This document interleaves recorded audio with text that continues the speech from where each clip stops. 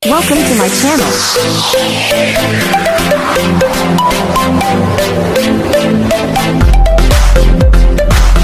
Hello everyone! Magandang araw po sa ating lahat mga kasukay, mga kalingap. Isang mapagpalang araw na muli. So for today's vlog, eto pag-usapan natin itong si Pinyel, mga kasukay, mga kalingap.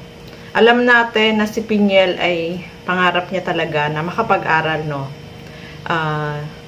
Yun lagi niya yung sinasabi. Kaya lang nag-sacrifice siya, no? Hindi siya nagpatuloy ng pag-aaral.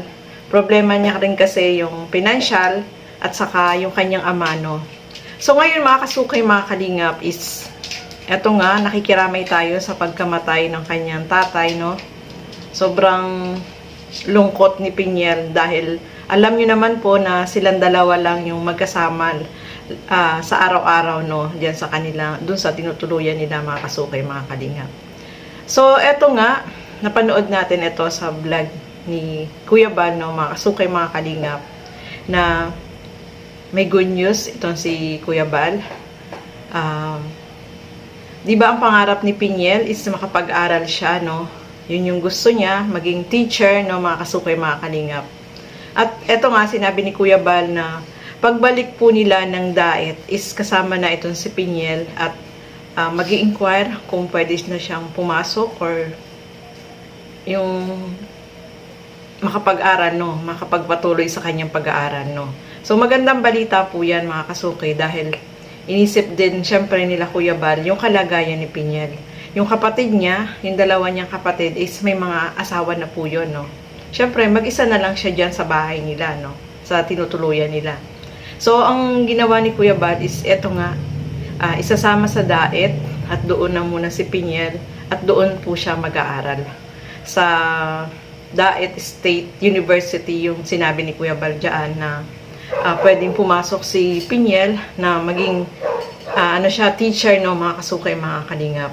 So, ayan, si Pinyel naman po is payag po siya, mga kasukay, mga kalingap. Syempre, ito na yung pagkakataon niya para may pagpatuloy niya yung kanyang pag-aaral. So, ang pangarap po talaga ni Pinyel is maging teacher, no? Yun ang gusto niya.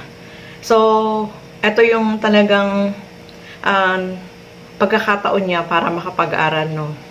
Although nawala na yung kanyang ama na talagang lagi niya sinasabi na gusto niya na makapagpatuloy ng pag-aaral, makapagtapos, para din naman po yan sa kanyang kinabukasan, no?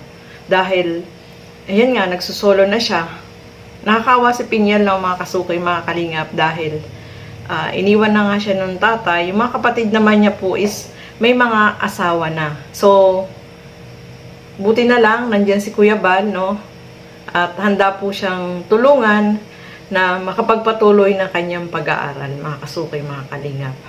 So, mapalad si Pinyel at hindi siya pinabayaan ng kalingap, no? Dahil alam natin, kapag nasa kalingap ka, is yung suporta ay nandyan. Especially ngayon po, mga kasukay, mga kalingap, etong